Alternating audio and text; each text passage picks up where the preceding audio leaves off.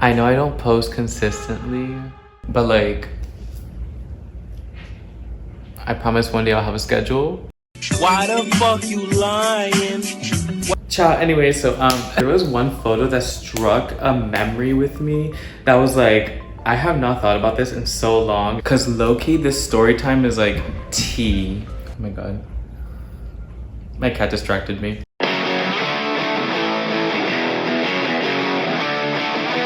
Just a little rundown. Back in 2012, I think it was still popular, at least for me amongst like my friend group. It was popular to go to the mall every weekend with like your like emo scene group. That was something I looked forward to and I did for years. I would like write to my friends on Facebook and I'd be like, hey, mall this weekend? And they'd be like, yeah, totally, meet you there, rar XD. Purposely didn't edit that part so you can experience how cringy that was. I actually cried. Okay, bye.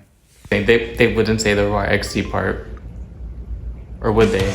Amongst this like group of people who would meet up in the mall, amongst these people that would meet up in the mall, there was like little mini groups, I guess. Like a group of really popular emo people. Usually everybody met on Facebook. That's where like the mingling happened and how all these people kind of merged together. I'm talking about teenagers, like people from 13 to like sometimes even like 19, 20. Everybody went to different schools, so like we would all meet on Facebook and then meet up in the mall. It was this popular emo group, and amongst them there was a guy named Ralphie. Ooh, should I say his name? Maybe not. Okay, I don't know why okay, now I'm getting riled up because I'm thinking about the story and I'm like, hold up. He was basically famous. Like he was dedicated to his style, his alternative style, and like his social media presence. I don't know how, but I guess we had mutual friends and he was introduced to me. At the time, I'd even disclose, I was probably in 9th grade, maybe 10th, but I think 9th or 10th, whatever. Sorry that I'm all over the place. This is literally just me. Anyways, so I would like hang out with him like every weekend. I think even sometimes in the weekday I would like take a bus to go hang out with him, and I was so excited for different reasons because like one, I felt like I was gonna be such a popular emo scene kid. I was like, I'm gonna be like Tumblr, Facebook famous. I remember we made our first post and it got hundreds and hundreds of likes, and I was like, Mom, Dad, we made it. The bad thing was that I wasn't really like attracted to him, and I tried to be because I loved his style. Like he was super cool. He had like 1-inch stretched ears. I noticed I wasn't looking at the camera for a while, sorry. Whatever. He had like his septum pierced, he had his angel bites, he had the snake bites, he had his bridge pierced. He was like a super alternative. I loved his style, I loved his wardrobe. I would take his sweaters all the time. Dies on camera. Anyways, so after a couple of months where I was trying to find attraction to him, which I could not find, he was a bit feminine, and nothing wrong with that. I'm also feminine and love that, but like I couldn't like find him attractive. I only like loved his style, you know what I mean? I remember I was going to school and there was this guy who I kind of had like a crush on, I guess, or whatever. And it was one of those virtual classes. Like it's one of those virtual classes where you go to a computer room and everybody has virtual classes but they're different. It was that class. I had web design, I think. There was a guy, his name was Diego. Not me saying his name. We would hang out, like he kind of entertained me. Like I was like, but he was apparently straight.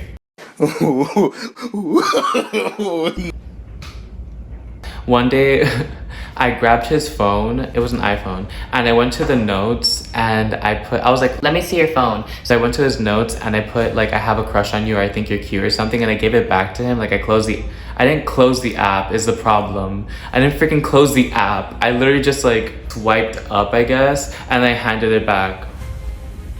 I'm so freaking dumb for that. Because I can see immediately once he grabbed it, he like looked at his phone and then he switched up immediately. It was so embarrassing. He switched up so fast from like talking to me in class to being like, Yeah. Oh, yeah. I was like, oh my god, I'm so fucking. And then I found out, like, I guess weeks after I found out, oh yeah, like on the iPhone or like on the phone, you can like check the apps that have been opened recently. Yikes. This guy's gonna play a role into the story. One day after school, I think maybe around that time, I went on Facebook and I wrote to Diego and I was like, hey, I have a crush on you. I think I brought up the note. I was like, hey, I know you saw that. Like, I have a crush on you. Like, I want to know if you were bi. And he said no and whatever. And then A was able to log into my Facebook. I don't think he asked me because it caught me really off guard. He logged on and he saw the messages.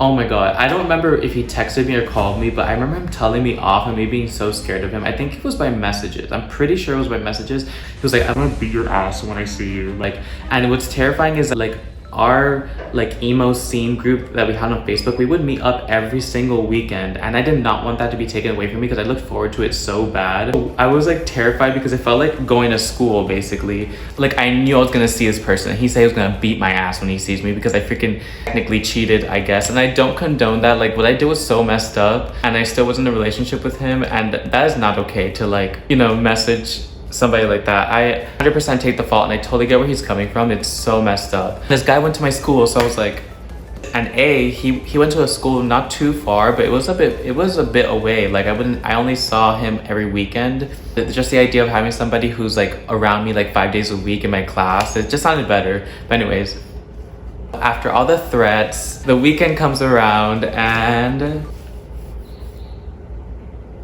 I'm getting threats again from Ralphie saying he's gonna punch me when he sees me. I go with friends and I make sure my friends stick around. I'm taking the bus and I'm having so much anxiety, but I'm like, I want to go to the mall because it's like at my only social hour. Like I love going to the mall. I get off the bus and he's waiting across the street at Wendy's, which is one of the hangout spots. There was a Wendy's across the street. It's no longer there. Bitch. When I tell you, I can remember the fear I had. When he said that he was gonna punch me, oh no, he meant it. No, he meant it. Psychotic, stop. Oh my god, I'm having flashbacks. Cause the way that he was skipping like this, and the way he landed a strike like that, fast as heck. I'm talking about skippity-dibbity. Like, he was skipping and then he just went boom, right in my face. I had just freshly gotten my snake bites pierced and it flew out. It literally flew out of my mouth. That's how hard he punched me. Like the ball falling out and everything. I was so like, that was the first, and I think that was the first and only time I ever got hit. I was like, I deserved it. But oh my god, how that caught me off guard. He really was about his word. Which he ate with that. Like he said, I'm gonna beat your ass. He didn't beat my ass, but he definitely like punched me. My sad, pathetic ass called the police. I literally called the police. Yeah, I was that person. I called the police. It was embarrassing. The police came and I told them that I got punched in one area. When I didn't, I got punched across the street, right? The police show up and I tell them I got punched here, which I didn't. I got punched across the street. They tell us, that's a different county though. And I was like, oh no, I actually got punched over there. They were like, that's our county, but you said you got punched here and you already said that. Why'd I lie? I just made it harder for myself. Yeah, let me complicate things. Like, what is wrong with you, Alex? Anyways, they were like, do you want to press charges? And I was like, no. Why'd I call the police? I like, do you want to press charges? No. It's like, what is the point of all that, Alex? Like, what were you trying to prove? I think I was trying to scare him away. You know what I mean? I think I was trying to like show him like, oh, the police are around, don't like show up and punch me again. I'm so dumb.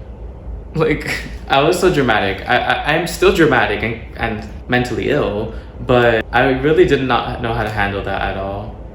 I was so shocked that he was about it, and I was not. I was like, bye. Like, I cried. I threw a whole tantrum. Made a scene. That's the word. I made a scene. Yeah, it was just a lot. After that, I don't think I ever heard from him again, and I had this cat sweater. It was a white cat sweater. I found the same cat sweater at Poshmark. and now I have it again. But I had this white sweater. It was my favorite, and I couldn't find it for the longest, and I think he has it. Like, I don't know how, but he has it. Anyways, yeah, but I was traumatized 100%. I was able to get the piercing back in, by the way. That's the story I want to tell you guys. Like, it's so random, but like, it's kind of funny. Like, I deserved it. That's all. I will see you guys again soon. Subscribe if you're pregnant or if you're gay or... Okay, bye. That's what it takes to make a pro blood. And boy, thinks he's fine. God, that's that love.